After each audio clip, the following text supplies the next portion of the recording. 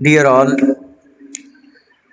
yesterday we started Gatha number 4, in which Acharya Shri Kund Dev told that all the means, all the senses, beauty, health, youngism, strength, good luck, and all these things are not everlasting like a rainbow. So Acharya has given a example of a rainbow, like a rainbow that comes in the season of rainy season, and in rainy season it get disappear immediately. So similarly, these all things that all related to your body, whether it is your five senses, whether it is your beauty, whether it is the health of the body, whether the youngism, whether the strength or your good luck, these all are not everlasting. These things are not everlasting. These also disappear in a short span. So this Acharya had told, and thereafter Acharya had detailed the first one, that is Indriye, means the five senses. So Acharya has told the names of the five senses, the subjects of five senses, what is the nature of these five senses, and the subjects, 27 subjects of five senses, out of which the first one was, that is touch sense. Touch sense have 8 subjects. Second one is, first one is touch sense. Second one is your taste sense. Taste sense have again five subjects. Third one is your ghran, means your, and thereafter chakshu means your eyes, and five one is your sotrani, means your ears. So first one is touch, second one is your taste, third one is your hear, fourth one is your eyes, and fifth one is your uh, ears. So these five senses have 27 subjects, and we have seen these in the detail. And today Aichashi will be telling the other granthas references in this regard. बंधुओं, सर्वोदय टीका में आचार्य श्री ने चौथी गाथा के विषय में बतलाया कि जितने भी शरीर से संबंधित वस्तुएं हैं, सामग्री के विषय में आचार्य ने तीन अलग अलग तरीके से बताया कि सामग्री का अर्थ है भोग की सामग्री। दूसरा अर्थ आचार्य ने बताया कि जो बातें आगे कही जा रही हैं ये सब सामग्रियां। और तीसरा आचार्य ने कहा कि सामग्रिम मीन्स समग्र, यानी कि ये सारी चीजें। तो इस प्रकार से 3 प्रकार से आचार्य ने सामग्रिम विषय को कल बताया था। और उसके बाद कहा था कि इंद्रियां, रूप, आरोग्य, यौवन, बल, तेज, सौभाग्य, लावण्य, ये सब इंद्रधनुष की तरह से अशाश्वत हैं। हम लोग देखते हैं कि वर्षा काल में क्या होता है, पानी की जो बूंद वातावरण में लटकी रह जाती है, जब सूर्य की किरण उस पर पड़ती है तो क्या होता है, एक इंद्रधनुष का निर्माण हो जाता है, जिसमें 7 रंग रहते हैं। 7 रंग रहते हैं। कोई बता सकता है कौन कौन से रंग रहते हैं? जो 7 रंग रहते हैं इंद्रधनुष में, जामुनी नहीं होता। पहला होता है बैंगनी, दूसरा आसमानी, तीसरा हरा, तीसरा होता है हरा, और उसके बाद नीला, नहीं चौथा होता है पीला, चौथा पीला, और पांचवा नारंगी और लाल। पहला बैंगनी, दूसरा जामुनी नहीं होता, नीला होता है, दूसरा नीला, तीसरा है आसमानी, चौथा हरा, और उसके बाद पीला, पीले के बाद नारंगी, और फिर लाल। ये 7 रंग जो हैं इंद्रधनुष में होते हैं। लेकिन ये इंद्रधनुष देखने में तो बहुत सुंदर लगता है, लेकिन बहुत जल्दी क्या हो जाता है, लुप्त हो जाता है, अशाश्वत है, क्षणिक है, एक क्षण में दिखा और एक क्षण में गायब। अभी तो दिख रहा था, अभी गायब। तो उसी प्रकार से जो भी हमारे ये इंद्रियां हैं, रूप है, आरोग्य है, ये सब क्षणिक है। देखने तो बहुत अच्छा लगता है, बहुत सुंदर रूप है, यौवन, लावण्य, तो ये सब क्या है, अपने अंदर एक अट्रैक्शन पैदा करते हैं। जैसे हम देखते हैं कि व्यक्ति इन चीजों पर आकर्षित होता है, किसी का रूप देख के व्यक्ति आकर्षित होता है। स्वस्थ व्यक्ति को सभी व्यक्ति पसंद करते हैं कि स्वस्थ है, व्यक्ति स्वयं में भी खुशी अनुभव करता है कि मैं स्वस्थ हूं। और इसके बाद इंद्रियां, आंगों पांग की पूर्णता जिसके पास है, वो अपने आप में बहुत खुशी अनुभव करता है कि हाँ, मेरी सभी इंद्रियां सही हैं। बल शक्तिशाली जो होता है वो बहुत प्रसन्न रहता है। तेज, कांति जिसे हम बोलते हैं, शरीर की कांति। और फिर सौभाग्य, जिसका लक अच्छा होता है ना, तो वो बहुत प्रसन्न रहता है कि हाँ, हम तो कहीं भी जाते हैं मिट्टी को भी सोना कर देते हैं। लावण्य, शरीर का सौंदर्य कहो अथवा उसका रूप, उसके अंदर जो तेज तेज का प्रभाव है, वो क्या है, लावण्य। तो ये सब चीजें जिसके पास होती हैं वो बहुत प्रसन्न होता है इस बात को देख के कि हाँ, ये सब हमारे पास है। लेकिन वो ये भूल जाता है कि ये सब चीजें क्या हैं, क्षणिक हैं, अधिक समय तक टिकने वाली नहीं हैं। थोड़ा समय तक रहेंगी, अधिक से अधिक कहाँ तक रहेंगी, आयु प्रमाण रह सकती, आयु से अधिक तो नहीं रह सकती।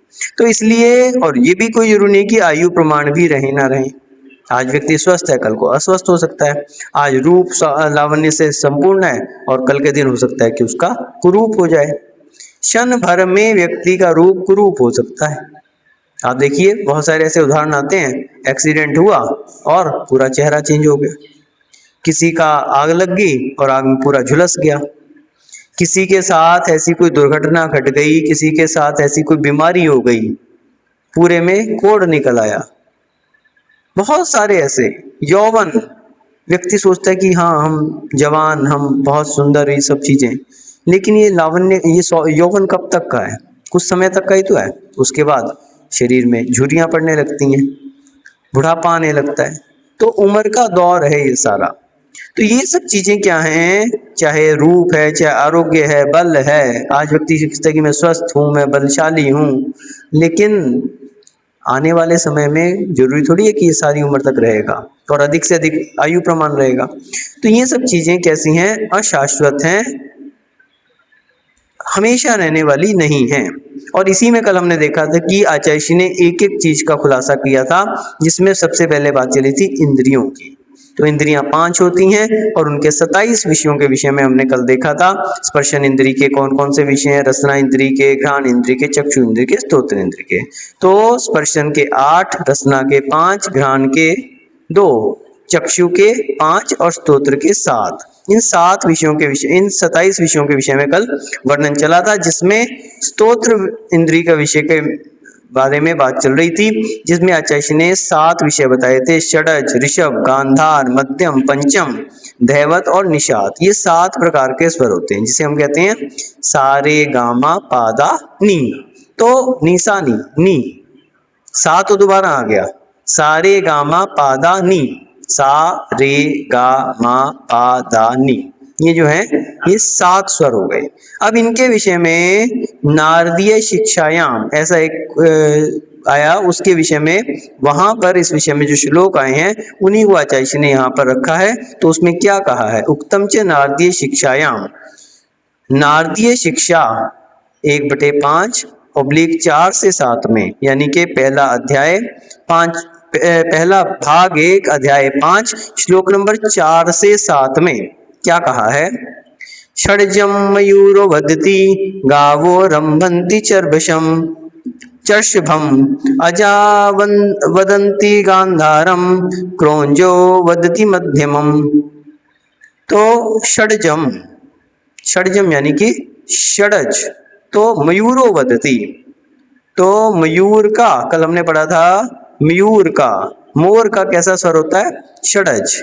गावो रंभन्ति चर्षभम, तो गायें ऋषभ स्वर में रंभाती हैं, ऋषभ स्वर में। अजा, अजा यानी बकरी। वदति गांधारम, गांधार स्वर में बकरी बोलती है। क्रौंचो वदति मध्यमम, तो क्रौंच पक्षी जो है मध्यम स्वर में बोलता है। क्रौंच, क्रौंच पक्षी है, क्रौंच अलग है, कौवा नहीं है, क्रौंच पक्षी है। पुष्प साधारणे काले पिको वक्ति च पंचमम, अश्वस्तु दैवतम भक्ति निषादम भक्ति कुंजरः। पुष्प साधारणे काले, पुष्प विकसित होने की स्थिति यानी बसंत ऋतु। तो बसंत ऋतु में पिको, पिको यानी कोयल, तो कोयल कब कुकाती है? बसंत ऋतु में, हमेशा नहीं। तो पुष्प साधारणे काले, पुष्प के विकसित होने की स्थिति में यानी बसंत ऋतु में, पिको यानी कोयल, वक्ति च पंचमम, पंचम स्वर में गाती है, पंचम स्वर में उस, हाँ तो वो पंचम स्वर। अश्वस्तु दैवतम भक्ति, तो अश्व यानी घोड़े का स्वर कौन सा है? दैवत। निषादम भक्ति कुंजरा, कुंजर यानी हाथी, तो हाथी जो है निषाद स्वर में बोलता है, गरजता है। कंठादुक्तिष्टे षड्जा शिरस्तु ऋषभा स्मृता, गांधारस्तनु नासिक उर्सो मध्यमा स्वरा। तो यहाँ पर उसके आचार्य जी ने जो बताए थे कि ये इनके स्थान कौन से हैं, उत्पत्ति स्थान कौन से हैं, तो वह बता रहे हैं कंठात तिष्ठते षड्जा, तो षड्ज जो है वो कहाँ से उत्पन्न होता है? उत्तिष्ठते, उत्तिष्ठते यानी कि उत्पन्न होता है, कहाँ से? कंठात, कंठ से उत्पन्न होता है। शिरस्त ऋषभा स्मृता, तो ऋषभ स्वर शिर से उत्पन्न होता है। तो आगे क्या कहा? कंठ जो है, षड्ज जो है कंठ से, ऋषभ सिर से। गांधार नु नासिका, तो नासिका से गांधार स्वर, और उर्सो मध्यमा स्वरा, उर यानी हृदय, तो हृदय से कौन सा? मध्यम स्वर। उर्सहा शिरसा कंठाद उत्थिता पंचमा स्वरा, तो उर्सहा यानी के मध्यम यानी कि पक्ष स्थल से, तो पंचम स्वर का जो उत्पन्न स्थान है वो क्या है? उर से और शिर से, उर यानी कि हृदय से, सिर से और कंठात, कंठ से, ये सारा क्या है? पंचम स्वर का।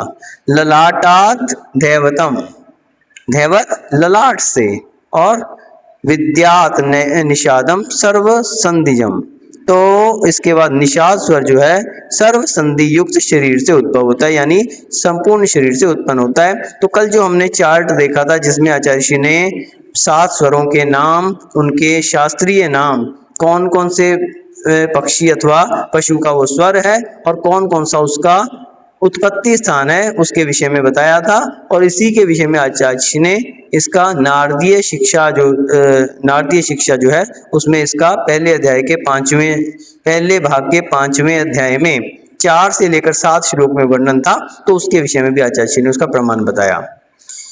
केशांचित मते षडज स्वरम मयूरो वदति, तो इसमें कहीं कुछ व्याख्यातों का अंतर है।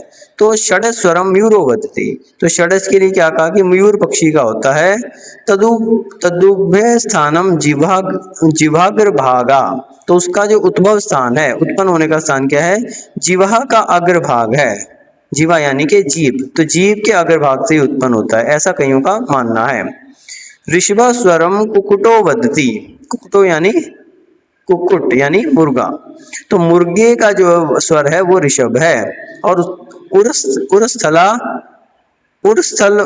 उरस्थलम उद्भव स्थानम, तो उसका जो उर यानी कि हृदय जो है वो उसका उत्पत्ति स्थान है। गांधार स्वरम हंसो वदति, गांधार स्वर हंस का होता है। तद उद्भव स्थानम कंठा, वो कंठ से उत्पन्न होता है। मध्यम स्वरम मेषो वदति, तो मध्यम स्वर जो है मेष यानी भेड़ का होता है। उद्भव स्थानम जीवा मध्य भागा, तो उद्भव स्थान क्या है? जीवा का, जीव का मध्य भाग, उसका पहले देखा था जीवा का अग्रभाग, यहाँ पे है जीवा का मध्य भाग। पंचम स्वरो कोकिला वदति, कोयल का पंचम स्वर होता है। नासिका उद्भव स्थान, नासिका इसका नाक जो है वो उद्भव स्थान है।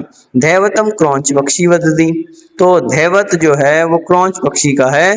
दंतोष्ठ संयोग उद्भव स्थानम, दंत और ओंठ का संयोग, दांत और ओंठ का संयोग होना इसका उद्भव स्थान है। निषाद स्वरम गजो वदति स्थिर स्थानास उद्भव इति, तो इसका उद्भव स्थान क्या है, सिर होता है। एवं सर्वेन्द्रियाणाम समग्रतया सप्तविंशति विषया सन्ति, इस प्रकार से जो 5 इंद्रियां उनके कुल कितने वो हैं विषय, 27 विषय हैं, 27 विषय, 8, 5, 2, 5 और 7, कितने हो गए 27। तो ये 27 विषय हैं।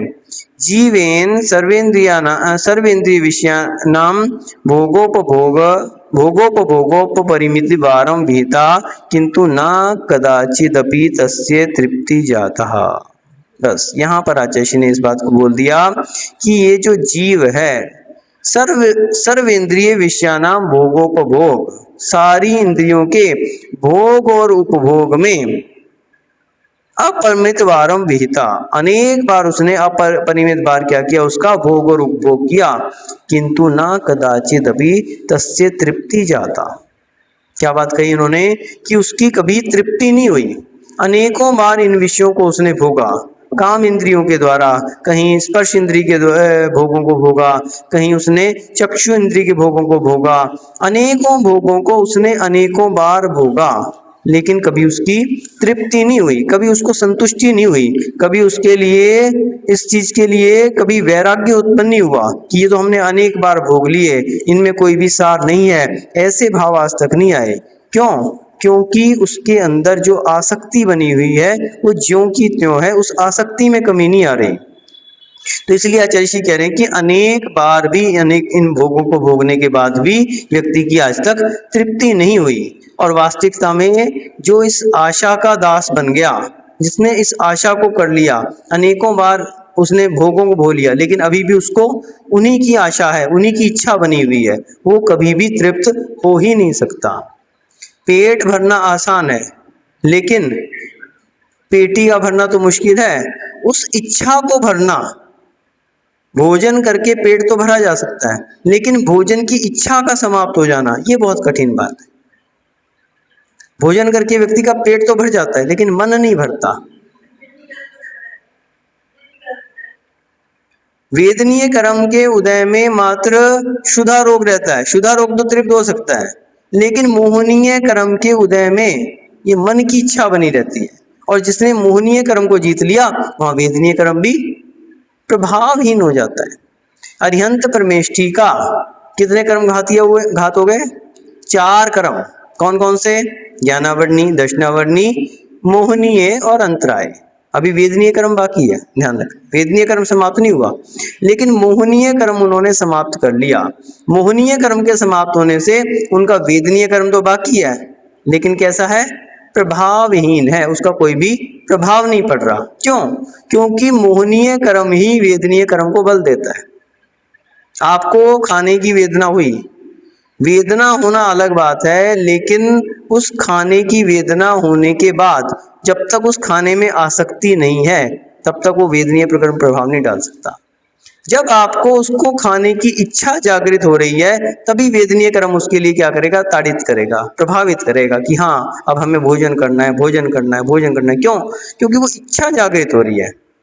अन्यथा आप देखो मुनि महाराज होते हैं, उपवास ग्रहण कर लेते हैं और आराम से इतने 3 दिन के उपवास कैसे कर लेते हैं? एकमात्र मोहनीय कर्म पे अंकुश लगाते हैं, मोहनीय कर्म पे, और इसके कारण वेदनीय कर्म को प्रभावहीन कर देते हैं। उसका कारण यही है कि मोह को जीतते हैं, शरीर से अपने मोह को हटाते हैं, और शरीर से जिसने अपने मोह को हटा लिया अब वेदनीय कर्म उसका कुछ नहीं बिगाड़ सकता। जितनी भी संसार में दुख हैं, ध्यान से सुनना इस बात को, संसार में जितने भी दुख हैं, पीड़ाएं हैं, जितने भी कष्ट हैं, वो सब किस कारण से हैं? मोहनीय कर्म के कारण से। वेदनीय कर्म तो अपना असर तभी दिखाता है जब मोहनीय कर्म प्रबल होता है।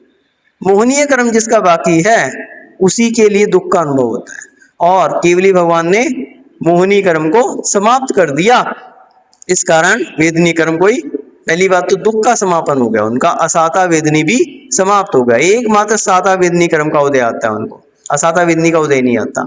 और वो भी कैसा आता है? एक समय की स्थिति को लिए हुए, एक समय की स्थिति को लिए हुए। क्यों? क्योंकि जो स्थिति और अनुभाग है ये किससे होते हैं? जोगा पैडी पदेशा थिडी अनुभाव कषाय दो होती। तो जिसने कषायों को जीत लिया, अनंतानुबंधी प्रत्याख्यान प्रत्याख्यान और संज्वलन कषाय को भी जिन्होंने जीत लिया, 9 कषायों को भी जिन्होंने जीत लिया, क्रोधमान यानी हास्य, रति रति, शोक, भय, जुगुप्सा, स्त्री पुरुष भेद, नपुंसक भेद, सभी 25 कषायों को जिन्होंने जीत लिया, जो का पैडी प्रदेशा थिडी अनुभाग कषाय दो होती, कषाय समाप्त होगी तो स्थिति और अनुभाग बंध तो उनका समाप्त ही हो गया। भले 4 कर्म बाकी हैं लेकिन वो कर्म क्या है? एक समय की स्थिति को लिए हुए हैं। उदय में आएंगे समाप्त हो जाएंगे, उदय में आएंगे समाप्त हो जाएंगे। अब जब उदय में आते ही समाप्त हो रहे हैं तो वो क्या असर दिखाएंगे? एक समय कितना छोटा होता है? समय समय की सबसे छोटी इकाई है, इतना छोटा एक समय होता है, पलक झपकते ही असंख्यात समय बीत जाते हैं। तो इतने कम स्थिति को जो लेके उदय में आएगा वो क्या प्रभाव डालेगा? और दूसरी बात यह है कि अगर वो प्रभाव डालना भी चाहे तो उसके अंदर अनुभाग ही नहीं है। अनुभाग यानी फल दान की शक्ति, वो भी नहीं है उसमें, क्योंकि कषाय को जीत लिया ना उन्होंने। जब कषाय को जीत लिया तो अनुभाग बंध भी नहीं है उसमें। तो इस कारण से स्थिति और अनुभाग तो जीत गया, मात्र प्रकृति बंध और प्रदेश बंध को लिए हुए हैं। प्रकृति बंध यानी कौन सा कर्म है, और प्रदेश बंध कितने वो प्रदेश वाला है उसको लिए हुए है, तो इसलिए उसका कोई प्रभाव ही नहीं होता। तो इस कारण से हमने कहा कि यहाँ पे आचार्य श्री का कि जो सर्व इंद्रियों के विषयों को अनेक बार भोगने के बाद भी उसकी इच्छा समाप्त नहीं हुई, उसकी तृप्ति नहीं हुई, और इसी कारण से व्यक्ति दुखी बना हुआ है। भाव प्रावृत्ते प्रोक्तम अत्र प्रासंगिक प्रतिभाति। तो भाव प्रावृत्त गाथा नंबर 21 से 23 का निम्नलिखित कथन यहाँ पर प्रासंगिक प्रतीत होता है। तो वहां पर आचार्य कुंद देवी क्या कह रहे हैं? जल थल सिहि पवनम्रम गिरी सरी दरी तरुण वायम सवत्तो वस्योसी चिरम कालम पहुवन मज्जे अनपवसो। जलथल सिहि पवन बर गिरी सिरी दिरी तरुणाइम सवत्तो। तो जल यानी जल, थल यानी स्थल, उसके बाद सिही, जल थल सिही, सिही यानी अग्नि, और फिर पवन, पवन यानी वायु, अंबर, अंबर यानी आकाश, उसके बाद गिरी, गिरी यानी पर्वत, सरी, सरी किसे कहते हैं? सरी यानी सरिता, सरिता यानी नदी, नदी, सरिद, सरी नहीं सरिद, उसके बाद सरिद रित रितरुणवाइम यानी कि गुफा, और वृक्ष, तरु, तरु यानी कि वृक्ष, और फिर उसके बाद वनाइम, वनाइम यानी कि वन, बहुवचन का प्रयोग है वनाइम। नपुंसक लिंग में प्रथम विभक्ति बहुलिंग का बहुवचन का प्रयोग है वनाइम, बहुत सारे वन, तो वन, और उसके बाद सवत्तो, ये सभी वन आदि ये सभी वसियो न चिरम कालम, इन स्थानों में भी हे जीव तुमने अनेक समय तक, अनेक काल तक, अनेक लंबे समय तक इनमें निवास किया है। और कैसे निवास किया है? तिहुवन मज्जे अनपवस्सो, तो तुमने पराधीन होकर, दूसरे के पराधीन होकर इन सब में अनेक समय तक, अनेक चिरम काल तक भी निवास किया है। और आगे क्या कहा? गसियाइम पुग्गलाइम भुवनोदरवत्याइम सवाइम पत्तोसीतो न वित्तिम पुनर्वुम ताइम भुंजंतो। तो गसियाइम, तो इनको आपने अनेक बार गसियाइम यानी कि ग्रहण किया है, गसियाइम, पुगलाइम, पुद्गलों को, अनेक पुद्गल, इन सभी पुद्गलों को आपने गसियाइम अनेक बार पुद्गलों को ग्रहण किया है। भुवनोदर वत्तियाइम सवाइम यानी भुवन यानी के लोक में, भुवन यानी लोक में, भुवनोदर वत्तियाइम सवाइम, जितने भी पुद्गल हैं उन सबको आपने क्या किया है? अनेक बार भक्षण किया है, अनेक बार ग्रहण किया है। पत्तो सी तोना तित्तिम पुनरुव ताइम भुंजंतो, लेकिन उनको बार बार भोगते भी, पत्तो सिम अनेक बार आपने ग्रहण किया लेकिन उसके बाद भी, पुनरवम ताइम भुंजंतो अनेक बार भोगते हुए भी आपको, पत्तो सिमना तित्तिम, तित्तिम यानी कि तृप्ति, आज तक आपको तृप्ति नहीं हुई। अनेक बार आपने इन सभी पुद्गलों को ग्रहण किया है लेकिन आज तक तृप्ति नहीं हुई। और यही बात आचार्य श्री इष्टोपदेश में भी आचार्य श्री पूज्यपाद महाराज ने यही बात श्लोक नंबर 30 में भी कही है। वहां पर क्या करें, भुक्तोजिता अनेक भुक्तोजिता मुहुर्मोहात् मया सर्वेपि पुद्गलाः उच्छिष्टेष्व मम विज्ञस्य का स्पृहा। भुक्तोजिता मुहुर्मोहात्, भुक्तोजिता यानी मेरे द्वारा भोगे गए हैं, भुक्तोजिता, मुहुर, मुहुर यानी बार बार, बार बार मेरे द्वारा भोगे गए हैं। मोहात किस कारण से, मोहों के वशीभूत होकर, मया यानी कि मेरे द्वारा, सर्वे भी पुद्गला जितने भी पुद्गल पदार्थ हैं, जितने भी पुद्गल पदार्थ हैं संसार में, अनेक बार मेरे द्वारा भोगे गए हैं। उच्छिष्टेष्वद्य मम विज्ञस्य कास्प्य, उच्छिष्ट, उच्छिष्ट किसे कहते हैं, उच्छिष्ट किसे, उच्छिष्ट यानी त्यागा हुआ, और विशेष अर्थ में हम देखें उल्टी जो हो जाती है, जिसको उल्टी कर दी गई, वमन जिसे बोलते हैं। तो ऐसे अनेक बार भोगे हुए पदार्थों को, कैसे भोगे हुए, जैसे खाया और उल्टी कर दी, उनके लिए वमन कर दिया। तो ऐसे उस उल्टी को क्या कोई खाने की इच्छा करता है क्या? किसी को भोजन किया और उल्टी हो जाए और उल्टी में वो भोजन बाहर निकल आए, तो क्या कोई उसको खाने की इच्छा करेगा क्या? करेगा क्या? कोई भी विज्ञ, विज्ञ यानी बुद्धिमान व्यक्ति, बुद्धिमान व्यक्ति क्या उस उल्टी को, उस विष्ट यानी उस वमन को खाने की इच्छा करेगा क्या? नहीं।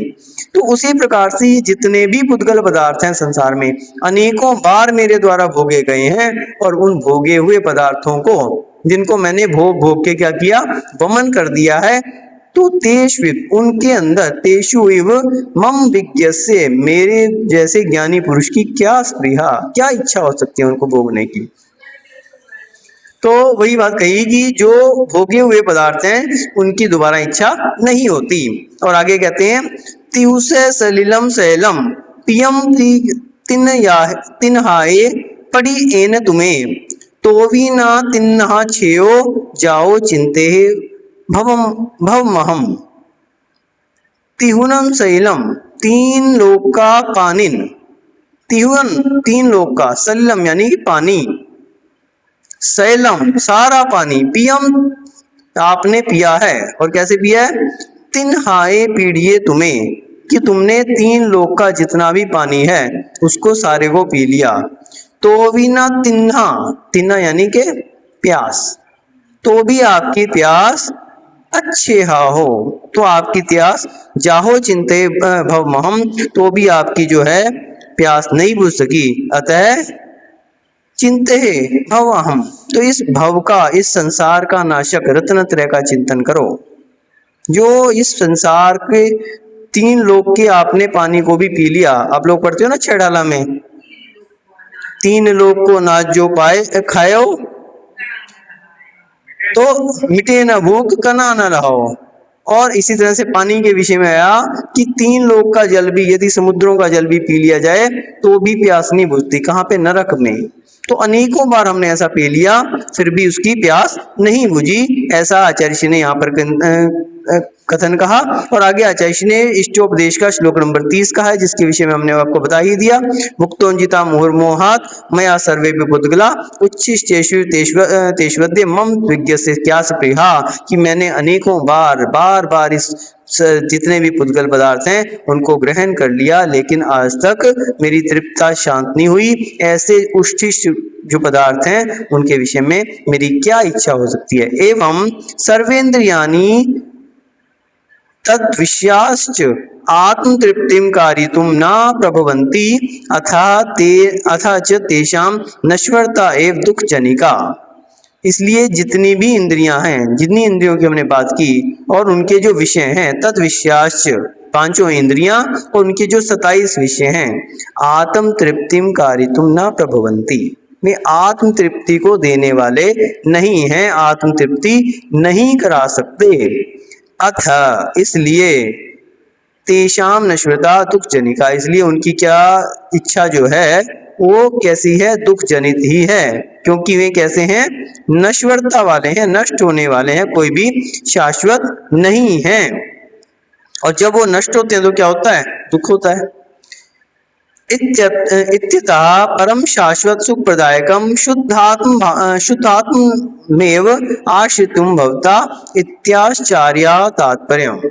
तो इसलिए परम शाश्वत सुख प्रदायक शुद्ध आत्मा में ही उसका ही आश्रय लो, आश्रयंतु भवता, उसी का आश्रय लेना चाहिए, ऐसा आचार्य का तात्पर्य है। ग्रंथकार आचार्य कुंद देव का जो तात्पर्य है कि ये जितने भी इंद्रियों के विषय हैं, पांचों इंद्रियां और इनके जो 27 विषय हैं, ये सब हमने अनेकों बार भोगे हैं, अनेकों बार प्राप्त किए हैं, भोगे हैं, इनका आनंद लिया है, लेकिन आज तक भी तृप्ति नहीं हुई।